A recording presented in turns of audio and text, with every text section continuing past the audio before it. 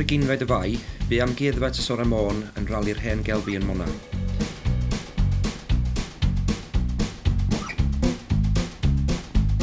Yma, dangoswyd hen eitemau ymethydol Ynys Môn gyda chymorth Amgueddfa Clatau. Ymhlith y llu o gelfi ar gael, roedd diddordeb mawr mewn peiriant ailgylchu olew o'r 30au, a chafwyd ymatab da gan ymwelwyr i'r holl eitemau.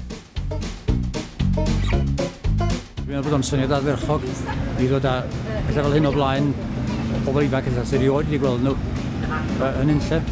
Dwi'n cofio nhw, dwi'n cofio rhan fwyaf yn y garddefnydd, ond yndi, mae'n syniad gwych.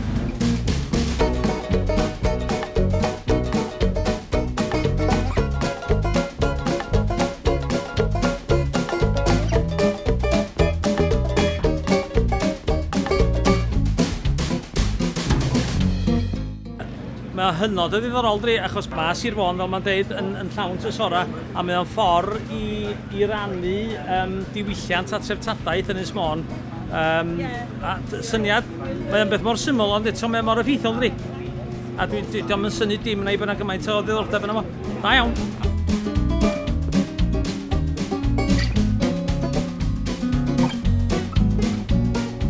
Seen anything like this. I think it's a great idea because it gives people an opportunity to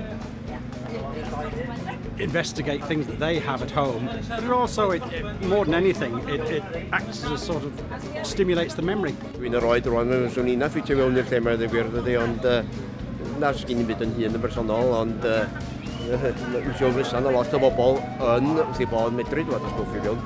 Bydd ein pop-up nesaf yng Ngharnifal Llangefni ar Gorffennaf y cyntaf, fe byddwn nhw'n ddangos ac yn edrych am eitemau hanesyddol o'r dref.